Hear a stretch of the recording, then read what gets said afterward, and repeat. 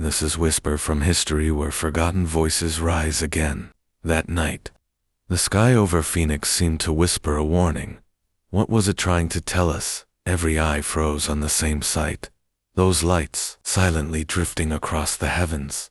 And then, suddenly, if you missed our 32 episode Season 1, Dark History, watch the full playlist on our channel. March 13th, 1997. A warm desert evening settled over Arizona. From the quiet suburbs of Phoenix to the mountain ridges of Prescott Valley, the sky was clear, almost unnaturally clear. Families stepped out for a breath of air, children played in driveways, and pilots prepared for night routes under a canopy of stars. And then, the stars began to move. Just after 7:55 p.m., calls started coming in from Henderson, Nevada. A man reported seeing a formation of lights, 6 bright orbs traveling silently across the sky, heading southeast. He described them as a V-shape, like a boomerang, but massive. Minutes later, over Prescott, Arizona, residents looked up and saw the same thing. A perfect triangle, enormous, gliding without sound, blotting out the stars behind it. People described it as not flying, but floating. One witness said it was like looking at a solid object, with 5 engines of light underneath it. It wasn't just 1 or 2 witnesses. By the time the object reached Phoenix, thousands of people had seen it. Pilots, police officers, doctors, school teachers, all describing the same eerie, silent spectacle. Crossing overhead lights arranged in a V, stretching nearly a mile wide. Something was in the sky that night, and it wasn't leaving quietly. At 8:15 p.m., a young couple driving down Interstate 17 pulled over on the shoulder, mesmerized by what they saw. They watched in disbelief as the formation passed directly above their car. The man later said, "You could feel it, like static in the air." The whole night went quiet. Even the crickets stopped.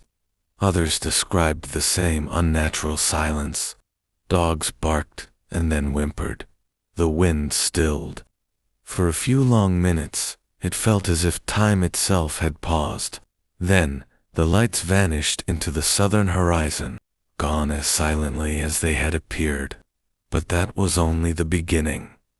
An hour later, around 10 p.m., something else happened. A new set of lights appeared, this time stationary, hovering over the Estrella Mountains south of Phoenix.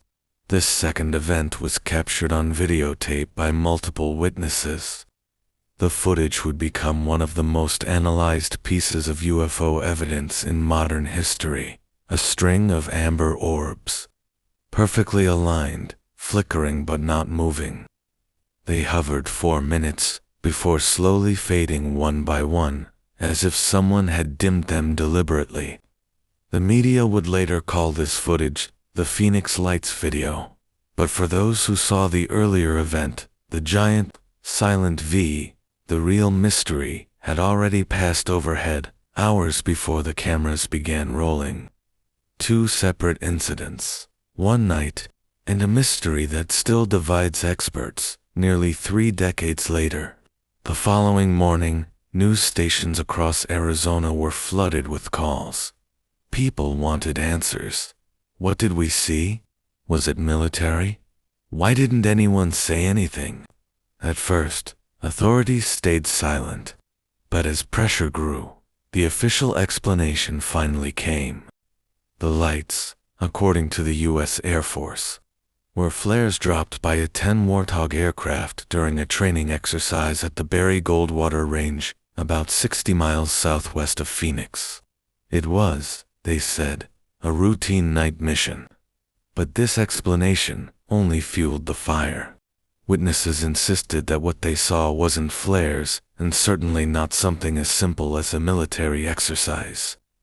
Flares drift, they said. They flicker, they fall. What they saw moved with precision, purpose, and intelligence, and most importantly, it was completely silent. So if it wasn't flares, what was it? To understand the scale of what happened that night, you need to picture the timeline. Reports first came in from the northwest, near the Nevada border, then continued southward, passing directly over Phoenix, and finally toward Tucson. This wasn't a stationary phenomenon. It was a journey, a trajectory spanning nearly 300 miles across one of the clearest skies in the country. Radar operators later confirmed that multiple unidentified returns appeared on civilian and military systems, but were dismissed as anomalies. No flight plans matched the path. No commercial or private aircraft were in the area at that altitude, and no military unit came forward to claim responsibility for the flight formation. Something had crossed Arizona that night, and whatever it was, it had chosen to be seen. Dr. Lynn Kite, a respected physician and one of the most prominent witnesses, later dedicated her life to researching the event. She described seeing the lights from her mountain home bright, amber orbs hovering in formation. She filmed them using her home video camera, and years later, her footage would become part of the documentary, The Phoenix Lights, We Are Not Alone. Kite recalled, "It was massive.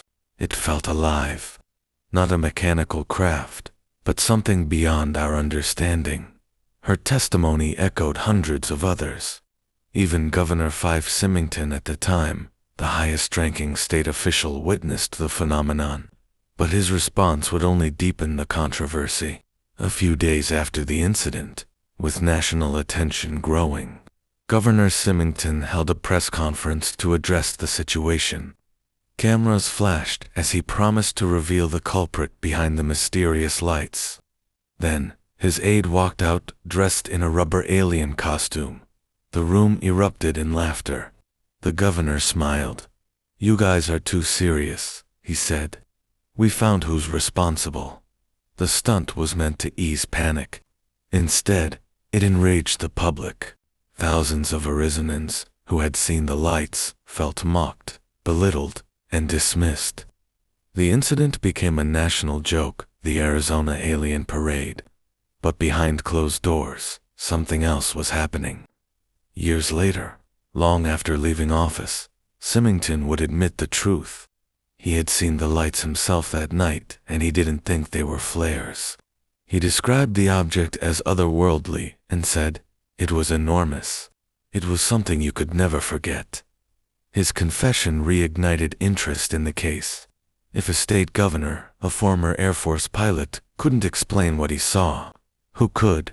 Military explanations continued to shift over time. The Air National Guard first denied having any aircraft in the area. Then later, they revised their statement, claiming that indeed, planes from Operation Snowbird had dropped LUU-B illumination flares during training. But there was a problem. Those flares burned for roughly 5 minutes before fading. Witnesses described the lights lasting for much longer, some up to 20 minutes, moving across the sky in formation, before disappearing over the horizon. Even more puzzling, radar logs from nearby Luke Air Force Base showed no record of those specific flights during the time frame of the first sighting.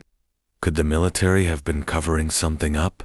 Or were two unrelated events, a massive unidentified craft and a later flare drop, simply mistaken as one? Scientists and skeptics have offered countless theories: astronomical misidentification, atmospheric reflections, even secret military testing of stealth aircraft. But none of those theories fully explain the combination of silence, scale, and coordinated movement described by thousands of witnesses across hundreds of miles. This wasn't just a handful of UFO enthusiasts gazing at the night sky. Entire neighborhoods saw it. Veteran pilots saw it. Law enforcement officers, trained observers, saw it. And for many of them, it changed the way they looked at the world. One of those witnesses, a retired airline captain named Richard Curtis, later described how the event shook his sense of reality. "I've logged over 20,000 hours of flight time," he said. "I know what aircraft look like from any angle, any light condition. That wasn't an aircraft. It was like something from another intelligence. The way it moved fluid, controlled, deliberate. Other pilots, speaking anonymously, described seeing the same formation from the air. They reported no radar contact, no turbulence, and no communication on standard aviation frequencies. Whatever it wasn't broadcasting a signal. Something that big flying over a major U.S. city should have lit up every radar system for hundreds of miles. But it didn't. Almost as if it chose not to. In the years that followed, the Phoenix Lights became more than just an event. It became a cultural phenomenon. Documentaries, radio specials, and public forums sprang up across the state. Every March, people would gather under the same desert sky, looking up, waiting. Many hoped for answers, others for another glimpse. But none came. Not like before.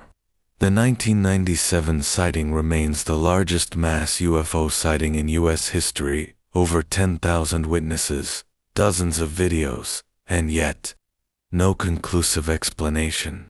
Some researchers believe the event marked a turning point in how the public perceives government transparency. For many Americans, it became a symbol of how truth can be buried beneath bureaucracy and ridicule. They asked, if the military can so easily dismiss thousands of witnesses, what else could be hidden in plain sight? And maybe that was the most unsettling part, not what people saw, but how quickly it was forgotten. 20 years later, in 2017, new footage surfaced online supposedly showing the same type of lights appearing again near Phoenix. Smaller this time, more scattered, but eerily similar. And once again, the explanations came fast. Flatus, planus, dronus, but for those who had been there in 1997, no explanation would ever feel complete. They had seen something beyond technology, beyond logic, something that whispered of intelligence, far older, far wiser. The Phoenix Lights forced scientists, skeptics, and believers to confront a single, uncomfortable truth. Sometimes, the unknown doesn't ask to be understood. It only asks to be witnessed. And that night, March 13, 1997, the people of Arizona did just that. They looked up, and for a brief, terrifying moment, the universe looked back. If those were just lights, then why did they spread so much fear? Or maybe, we saw something we were never meant to see. Perhaps they were the ones watching us. What do you think? Share your thoughts in the comments, and for more unsolved mysteries, don't forget to subscribe and explore our playlist.